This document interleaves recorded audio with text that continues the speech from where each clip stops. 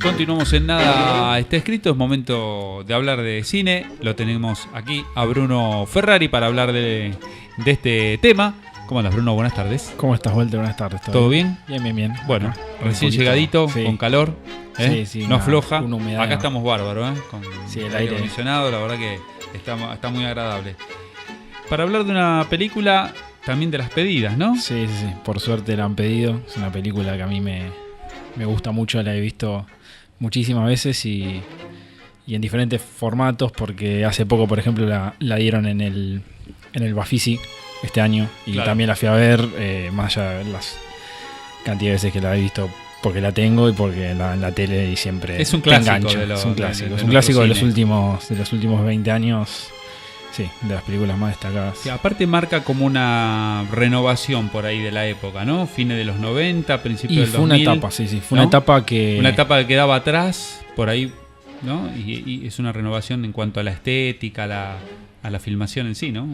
Sí, tiene una impronta de lo que fue varias películas 90 que hemos traído acá también para hablar, como... Trainspotting, como Lock, Stock and Two Smoking Barrels. Son películas con un ritmo desde el guión y desde el montaje, desde un montón de cosas, ¿no? Claro. Y yo creo que absorbió muchas de estas cosas también esta película y salió lo que salió, que bueno, la película es Nueve Reinas. Ahí suena de fondo el tema característico de la película, que a partir de esta película empieza a sonar en todos lados, el tema de Rita Pavone. Que no es de la propaganda del colchón. No estamos haciendo propaganda del colchón. Aturde todos los días en la radio. No, exactamente. Tiene los mismos acordes, pero no es el original. El original. La peli es del año 2000, de Fabián Bielinski. Sí. El lamentablemente fallecido Fabián Bielinski, en el año 2007 falleció. De un infarto mientras dormía. Solo llegó a hacer 2 películas hasta que fue su ópera prima, y en el 2005 El Aura, también protagonizada por Ricardo Darín como esta peli. También en esta peli actúa Gastón Pauls, Leticia Breiche y bueno, Thomas Fonsi también tiene un papel. Hay una anécdota muy interesante que está ahí en YouTube de que el papel de Gastón Pauls en un principio había sido elegido para Sbaraglia. Sbaraglia venía de filmar Plata Quemada y venía justamente bastante quemado, y le dijo que prefería no participar de esta película, más allá de que había leído el guión y le gustaba y todo. Y bueno, después entró ahí Gastón Pauls y Sbaraglia lo ha dicho públicamente que se arrepiente mucho de esta decisión, ¿no? Claro. El reparto se puede decir, sobre todo entre ellos dos, que es coral, que ya lo hemos mencionado algunas veces, que es un reparto equilibrado en el cual no hay un protagonista principal, sino que son 2 o más protagonistas con un nivel de importancia en la trama similar, ¿no? Uno un poco más, un poco menos, pero en general están parejos, tanto el personaje de Darín, que es Marcos, como Juan, que es el de Gastón Pauls. Están equilibrados en la película. La peli, si se la puede encasillar en un género, es una especie de thriller policial, ¿no? O sea, que tiene también varios momentos de destellos así de humor también en base a los temas que toca, pero bueno, si uno lo quiere encasillar por ese lado, ¿no? Por el policía. La peli, bueno, comienza con un encuentro fortuito entre dos personas, entre Juan y Marcos. Juan entra, estas 2 personas son 2 estafadores, uno un poco más profesional, con más experiencia que Marcos, el otro un poco más inexperto que Juan. Y bueno, Juan entra a hacer una especie de truco a la cajera en una estación de servicio con algo de compra. Por una situación que se da de cambio de turno de la cajera, se dan cuenta que lo que está haciendo, y bueno, Marcos salta medio a defenderlo diciendo que es policía y se lo lleva, y ahí se conocen. Y bueno, ese día deciden por unos días, como el socio con el que laburaba Marcos, ¿no? Con el que hacía estas pequeñas estafas, había desaparecido. Le dice si quiere ser, como le llama él, la pierna por unos días de él, porque no sabe laburar. O sea, la mayoría de los laburos que hace es de a 2. Entonces, bueno, se suma. Casualmente ese día les cae, por una serie de casualidades, un laburo que consiste, o sea, un laburo mucho más grande de lo que ellos venían haciendo, que consiste en intentar como que un empresario medio fanático de la colección de estampillas le compre lo que llaman las 9 reinas de el nombre, que son 9 estampillas con dibujo de una reina. Y bueno, en verdad no son las verdaderas, sino que son una réplica. Y bueno, ese empresario se tiene que ir al otro día, entonces la idea es jugar un poco con el tiempo que tiene, que no las puede revisar, que bueno, por un par de cosas, que no puede hacer un estudio a ver si son verdaderas o no. Y bueno, el objetivo es ese, tratar de venderles a este empresario las 9 reinas. Que era un trabajo que se lo dejaba otro viejo conocido de claro, Marcos, ¿no? Exactamente.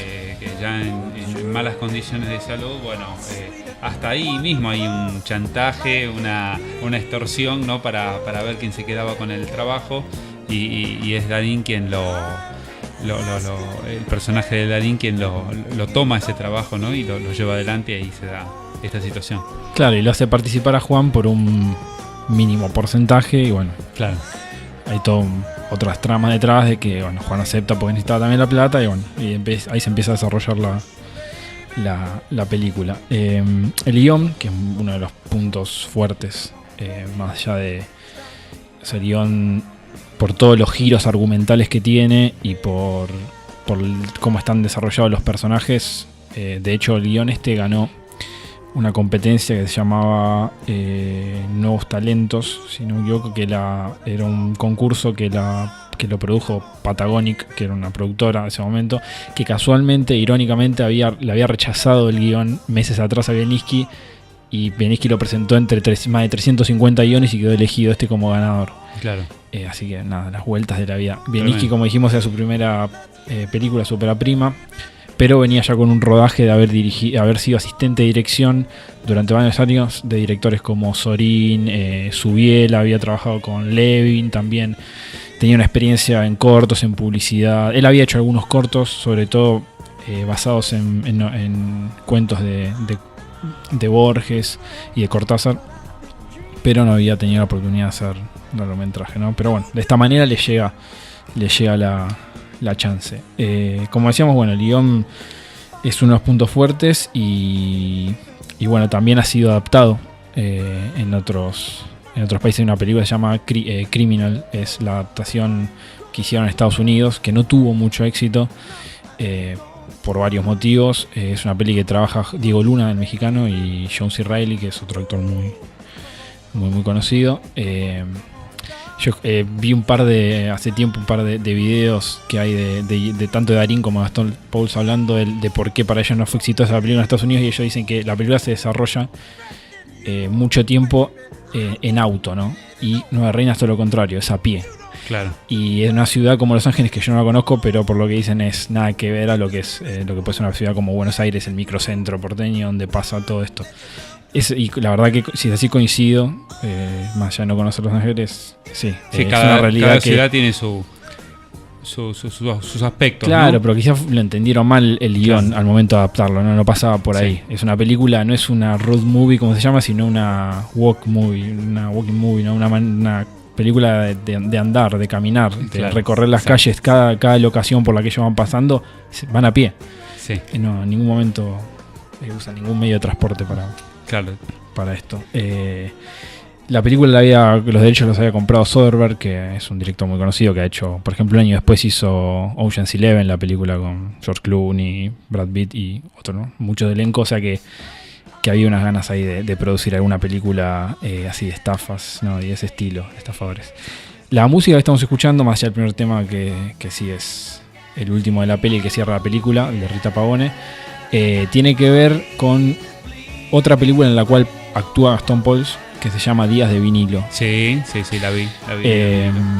También actúa Fernán Mirás, Rafael Spiegelburg. Sí, siempre me cuesta decir. Es difícil ese apellido, que es el de El hombre de al lado, que hemos traído a la película. Exactamente. Bueno, es una historia de 4 amigos que, más allá de las cosas que le van pasando en la película, tienen como punto común que los 4 tienen son melómanos o tienen un amor por la música, ¿no? Entonces, sí, muy de chiquitos le caen los discos en la cabeza, y bueno, ahí empieza todo la trama. Bueno, uno de los puntos santos, como decíamos, de la peli son los personajes. Tanto Marcos, que es un personaje, o sea, un estafador más experimentado como Gastón Pauls, que es un personaje mucho más con menos experiencia, y como le dice Marcos en un momento, que tiene algo que no se puede comprar ni adquirir ni nada, que es cara de buen tipo. Entonces, bueno, con este mínimo detalle y otras cosas más se complementan entre los dos, ¿no? Sí. Y igual, más allá de tocar un montón de temas por la época también, que era una época, pensemos, fines de los 90, post-menemismo, muy cercana a lo que después fue la alianza, ¿no? La época de la sí, alianza. Y todo lo que estalló a fines de, claro, sí, del 2001. Sí. Nada, muestra una cara que quizás está ahí y algunos la ven, otros no. Puede estar más o menos exagerada, pero bueno. Sí. Es muy posible todo lo que pasa de acuerdo a la época, ¿no? En que se desarrolla, seguramente. Sí, son cosas que siempre pasaron y siguen pasando, sí. Pero bueno, también el momento en que se hace una película es particular, ¿no? En ese aspecto. Después otro gran personaje es la ciudad. La ciudad está constantemente presente, la recorren por todos lados, desde las mismas calles hasta, como decíamos al principio, una estación de servicio, un bar, en un el hotel, subterráneo también están. En el subte, el Hotel Hilton, claro. Por todos lados, el Puerto Madero. Sí. Es una película que te pasea por toda la ciudad, y además si uno la conoce, ¿no? Puede reconocer esos lugares. Sí.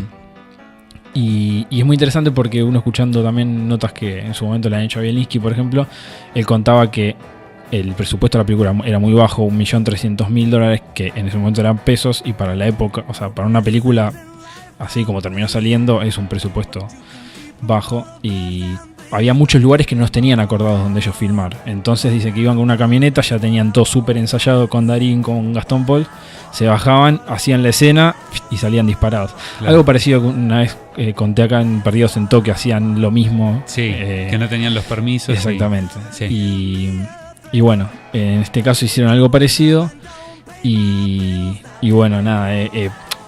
Por otro lado también hablaba Bielinski de una espontaneidad también que se fue dando y que fue modificando algunas cosas no básicas del guión, pero sí que le fueron dando naturalidad, ¿no? Al recorrer estas calles y de forma medio improvisado.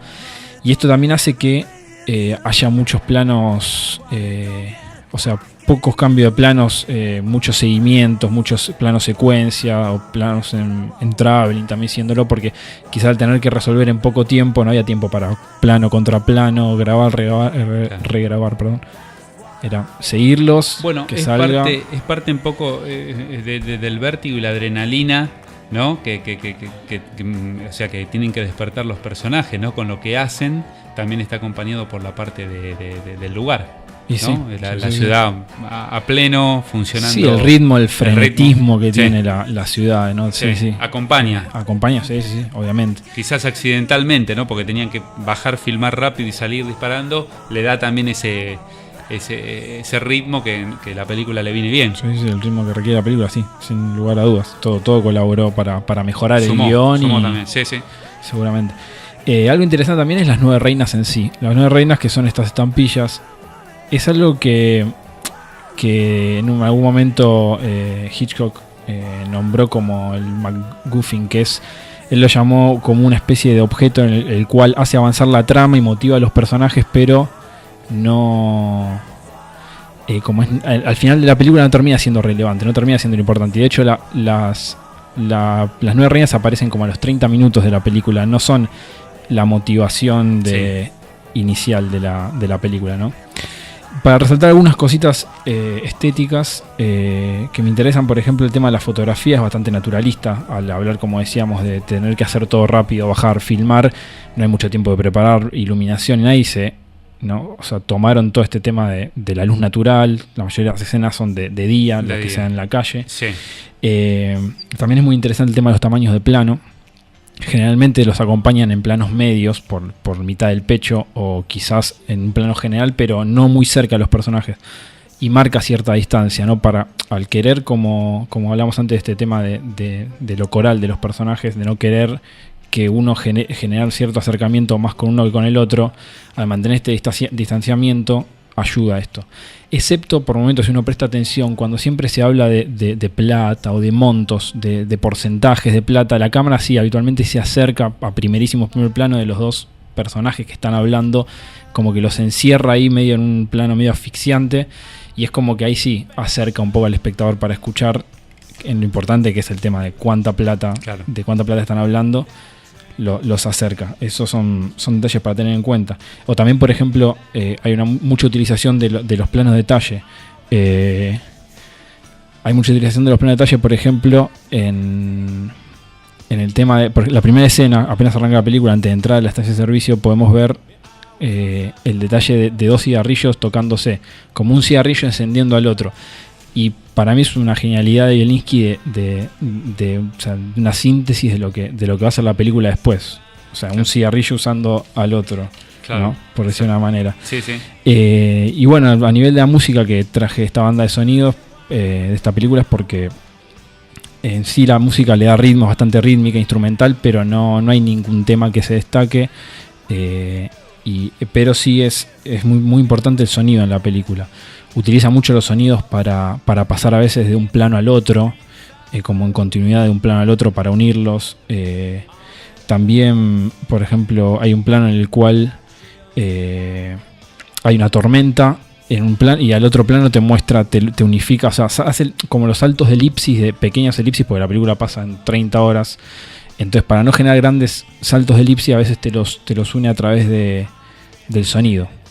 Y por último, algo también fundamental es los movimientos de cámara. Constantemente, la película está constantemente a través o sea, casi no hay la cámara en trípode fija en ningún momento de la película, siempre envolviendo a los personajes en alguna charla, siguiéndolos en estudio, cámara en mano, en traveling, y todo esto obviamente suma al montaje y a darle mayor ritmo, ¿no? Mayor ritmo de película. Sí, fue todo un complemento de cosas, ¿no? Desde la parte de filmación, más también los lugares donde se desarrolló. Exactamente. Empujó para que también sea exitosa por ese lado también. Sí. Más allá de las buenas actuaciones de los dos, ¿no? Sí, fue un complemento de todo. Sí. Fue un complemento de todo. Las actuaciones ni hablar, la personificación de Darín, que uno quizás como lo vi en esta película nunca más lo volvió a ver, con barba candado, patillas, pelo corto. Sí. Todo bueno, sumó. Es un look parecido quizás a lo de las películas que vos nombrabas antes, europeas, ¿no? Más o menos un look parecido sí. De esa época que se daba. Porque el pelo más vale corto, viste, Sí, le da el look justo de sí, chanta, como le quieran representar, pero bueno, digo, también fue muy bien pensado por ellos porque la verdad que no es un look que uno justamente lo haya visto de vuelta a Darín. Siempre afeitadito, el pelito un poco más largo, exacto, ojitos claros, da otra cosa sí, Darín. Pero bueno, yo les recomendaría que el que no haya visto la película la vea dejándose llevar un poco por la historia, y cuando la vuelva a ver la segunda vez, sí, presta atención a todos estos detalles técnicos, que está una de las cosas que hizo grande esta película y que la va a perpetuar en el tiempo, son todos esos detalles técnicos que Bielinski pensó y repensó en su guión que pudo dirigir, como decíamos antes. Y bueno, para cerrar mismo esta película traje un tema de Queen, You're My Best Friend, sí, ¿no? del disco A Night at the Opera.